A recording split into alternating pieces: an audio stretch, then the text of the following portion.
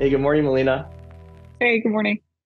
Thanks for joining us for this next episode of BioBlast. We're so excited to speak with you. For those of you that do not know Melina Blees, she is the head of BioLabs Philadelphia. Hi, great to see you all. Yeah, great to see you too. And so we're really excited to jump in today on all things life science and biolabs. You guys have made a home at the Curtis building. They've been really You can see strong behind me. partners of yours, which you can see behind you, the wonderful Maxwell Parrish mural in the lobby. And so, Melina, your background is really in science. And we'd love to understand for those less familiar, just sort of an idea of your background and how you came to your role at BioLabs. Yeah, awesome. Yeah, I'm a physicist by training, but also a liberal arts person. So, always been sort of multidisciplinary cross field, I guess. I went to Carleton College in Minnesota, a very small liberal arts school. That's a little bit of a cult. So everybody who went there knows each other. Um, was a physics undergrad. I went to physics grad school at Cornell, worked with Paul McEwen in nanotechnology. So I was a graphene scientist by training. Worked in a lot of nanofab clean rooms. Did a couple of years of a postdoc at University of Chicago in a very unusual program. It was program building, it was professional theater, it was science. I was sort of brought on as the scientist to do this kind of cross-disciplinary program. The director was an actress by training with an interest in science, and they sort of wanted to have somebody on the team who could dig down into the literature and sort of make sure that the scientists felt comfortable in a creative space. So really interesting sort of figuring out how to build a program within a university in a very interdisciplinary, interdepartmental way. I was a postdoc, so when it wrapped, I followed my heart to Lancaster, Pennsylvania, and didn't have a job and was looking, and I ended up falling into a really cool little startup. It was three people, I think, when I first joined, that did innovation consulting for products. So we did consumer research, we did expert focus groups, in-field research, in-home visits for all sorts of things from Victor mousetraps to Baskin-Robbins Korea ice cream. Really interesting opportunity to sort of see the business world, especially coming straight out of academia. We worked with startups. We worked with, Fortune 500 companies, very cross-disciplinary teams from within larger companies. So we kind of got to see a lot of the inside of that. I did that for, I think, 3 years, and then it was a startup, so it folded, and I went looking for work. And right at that time, BioLabs was launching its first site in Philadelphia, and I somehow managed to stumble into the perfect job for me. So It's an incredible way to get started, and yeah, sometimes very stumbling, zigzag. very zigzaggy. You have to say, falling into that role though, obviously, and now you've been in it for almost 6 years, right? Time goes Time fast. flies when you're having Um, fun. Yeah. yeah, it does. It does. And so started at U City, now at the Curtis, but BioLabs really is a co-working concept with shared laboratory, shared equipment, operational resources. But I think how BioLabs differentiates itself is really taking an academic approach that resonates with the scientists at the bench. And so, can you just speak to a little bit more about your role in terms of strategy, how you're interacting with the researchers, and obviously you have a very successful track record in Philadelphia. Now on to kind of second generation cell and gene companies like Century Therapeutics and Aero Biotherapeutics, highlighting our alumni there at Yeah. BioLabs, but over $2 billion raised while companies were there, over 5 active clinical trials. So, tell us a little bit more about BioLabs in particular and just sort of how you approach, the strategic elements of operations and ecosystem building. Awesome. Yeah, no, it's been, an absolutely thrilling job. I have fallen so deeply in love with the biotech industry. I'm never leaving it. Here in Philly, we have a really awesome team. So I'm not a biologist, so we have an MD, PhD, and a PhD biologist on my team as well. And yeah, as you said, our goal is really to help support companies through that sort of early crash course rush phase where they're trying to get to those IND enabling studies. So we typically tend to host companies in their grant up through Series A, sometimes Series B stage, all preclinical. And, the network, we're in 15 locations across the US and Europe. We've hosted, I think the network has hosted 550 plus startups since our inception in 2009. So we're kind of the old guard in a way in the kind of biotech co-working space. I think when Johannes founded this concept originally out of the kind of Boston, Cambridge area and founded Lab Central as well, it was sort of considered a slightly exotic, crazy, like, what are you doing? Co-working lab space, 30-day term lab space.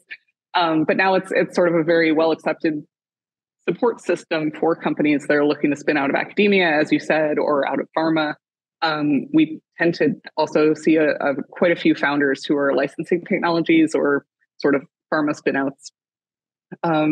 So, our niche has always been, by scientists for scientists, by entrepreneurs for entrepreneurs. We really know what the startups have to go through in those really early days to get their feet on the ground, to have the permits in place, to have all the equipment ready for them so that they don't need to put huge capital investment in to get their first studies, to get their first data. We really want to help them sort of hit the ground running. So I think Philadelphia's record is 7 days from application to the selection committee to pipettes in hands.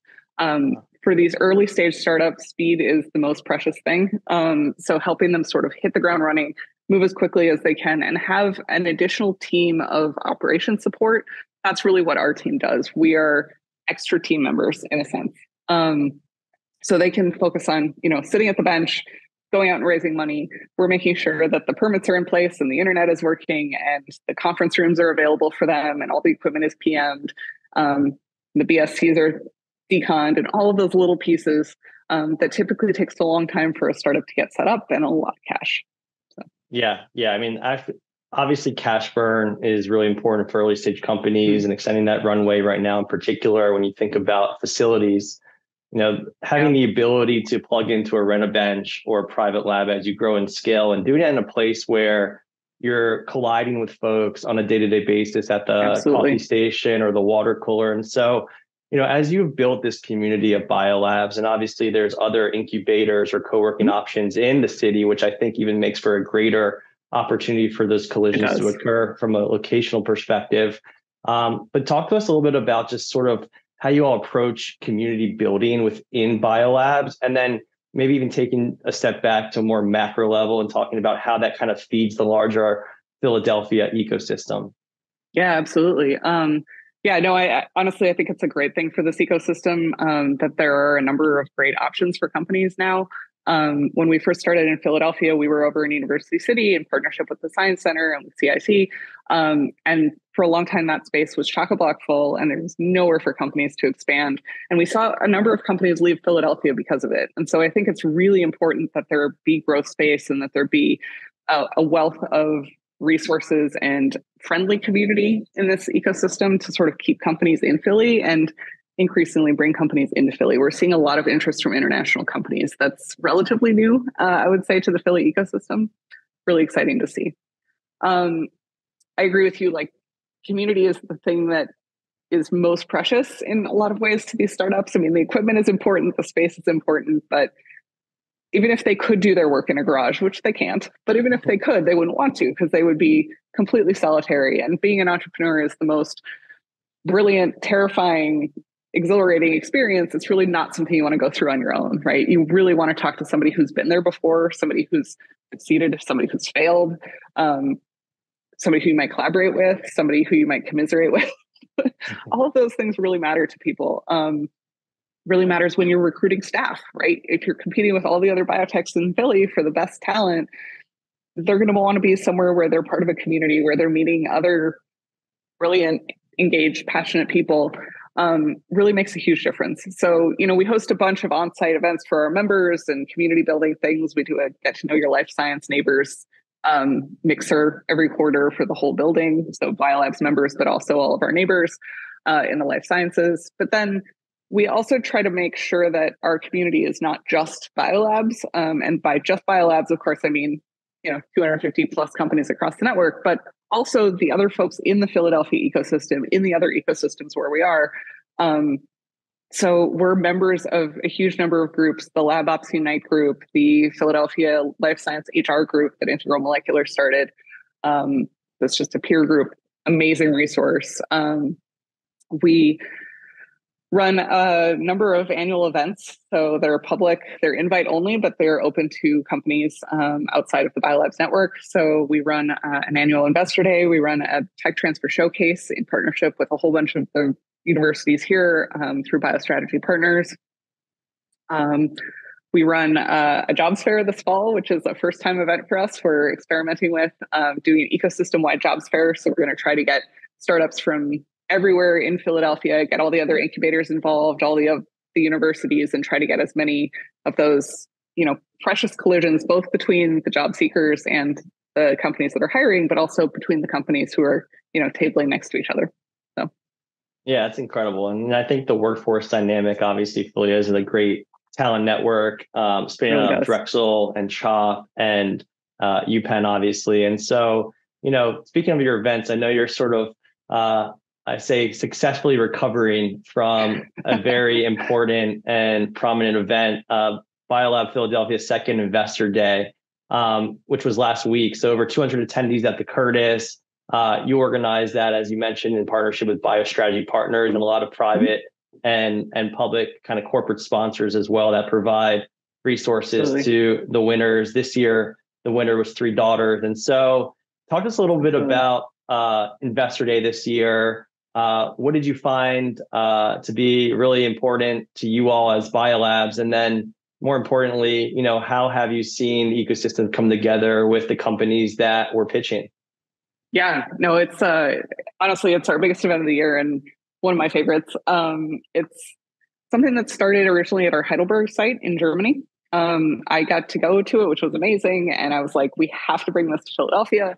So we did one in Philly last spring, which was very successful. And we decided to make it an annual event. So this year was round number 2. We've also done, I think, 8 of them across the network since then. This year we had 78 applications for 15 pitch slots. So mostly companies from within Philadelphia or the surrounding region, although we had a number of startups from far afield who were thinking about coming to Philadelphia who applied to pitch as well. And then we really leaned on our national network, our long-lived relationships in the biotech industry, and especially our strategic partner, Mission Biocapital, which is a VC firm that's affiliated with BioLabs, who have these relationships in the investment community. So our goal with those events is to get all of the regional investors to come and meet companies and make those collisions, but then also to bring in pharma companies and investors from outside of the region. So we were trying to get folks down from New York, down from Boston. We had a couple international companies who came this year. Folks who maybe typically have not come to Philly to see companies. They might be still investing in those companies. They might be interested, but they expect those companies to go out to see them. And I mean, yeah, money travels, right? Historically, Philadelphia has not had trouble raising money for startups. We've done very well as an ecosystem. The current market, of course, being somewhat of an exception. But typically those companies have had to travel up to Boston or out to New York to raise the funds and then bring it home. So really what we're trying to do with these events is to bring those investors to Philly and say, look at this ecosystem, look at the richness, look at the connectivity of it, look at how friendly everybody is to each other and what a great place this is to build a startup. You guys really should keep this in mind when you're making your investment decisions. Pharma companies, you should really think about, planting some flags in the Philly ecosystem. And again, just kind of getting those folks in front of each other. So yeah, no. And I think, it's no surprise to anyone that 2023 and sort of into 2024, at least, Q1 was sort of a down year for IPO and really kind of pre-Series A investment, preclinical investment. And so when you think about access to capital, in particular, access to risk capital, biotech investing is a long road and it's a game of probabilities, as you know. But, that's sort of a broader, maybe more macro challenge that it's kind of location agnostic, but what are some of the other challenges that companies at BioLabs face? And then, how are you sort of mitigating and solving for a lot of those challenges as well in your role? It's a really good question. I mean, capital is, one of the biggest, right? Companies really, it's not cheap to do this work. Even just to get to those phase 1 clinical trials takes so much money and frankly, a lot of time. Certainly, the incubator model really helps support them because they're not having to outlay millions of dollars for equipment and sign a 15-year lease or anything like that. So that helps, but it doesn't necessarily get them, over the finish line. So certainly making connections to capital, helping them raise that money is really critical. So both through things like Investor Day or Tech Transfer Showcase, but then also through those individual introductions that we can make and that our partners at Mission Bio Capital can make. But then there's also all those other pieces, right? That's the money thing. That's the right now problem. There's also all the challenges of, where do you find your core facilities? Who do you work with as a vendor? How do you find great talent? How do you make up your board? How do you make the right introductions, the right connections? Who are the people who are going to help you get to your phase 1 clinical trials and can help guide you through that? Where are you going to do your CGMP work? A lot of what we end up doing is what we informally call scientific concierge. Our members come to us and they say, I need a great lawyer, put me in touch. Or, hey, I really need a life science specific marketing team because suddenly I'm out there doing business development and I don't have a nice looking deck and I really need to, zhuzh things up. So whatever those little pieces are, a lot of what we do is either we know it or we know somebody who knows. And I think that that's a big part of the Philly ecosystem in general, is that we're not the only ones who do that, right? Everybody I talk to in Philadelphia is more than willing to help other startups, to their connections, to their advice, to their experience. I brought up Integral Molecular just in the other conversation. And, they were a huge support to us in our early days, even though they were already off on their own. They didn't need an incubator, but they've always been so friendly. And when we came to them and said, we need a great lab mover, who do you use? They were ready and generous with advice, right? Same thing goes for our neighbors in the building, Invax, who are doing phase 2 clinical trial work now here in the Curtis. Historic building, doing CGMP work. It's kind of incredible.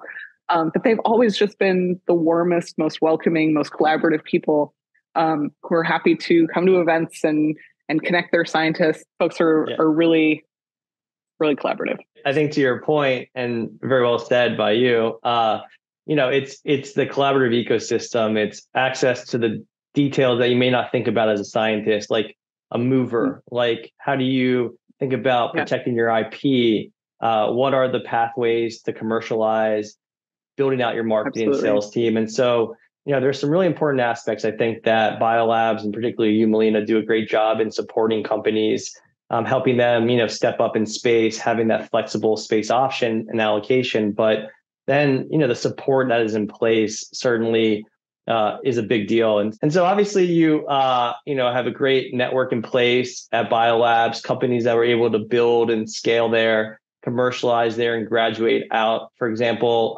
Susan Dillon with Arid Biotherapeutics was in your space. Now she's a neighbor at the Curtis. And so when you think about just sort of your legacy and the fingerprint that you want to put on BioLabs, just being the head of it, what does that look like to you when you maybe think back 10 or 12 or 15 years down the road and saying, I'm really proud of my work and this is why?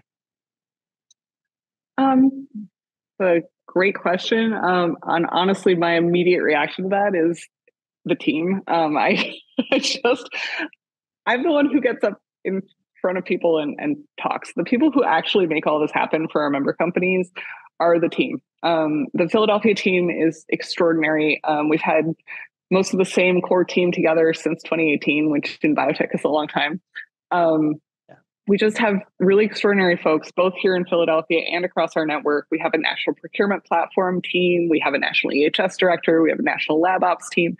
That brain trust, connecting that brain trust to Philadelphia, I think is a big part of what we do. And, keeping everybody friendly, keeping everybody friends. I get together for lunch every couple months with the heads of all the other incubators in town.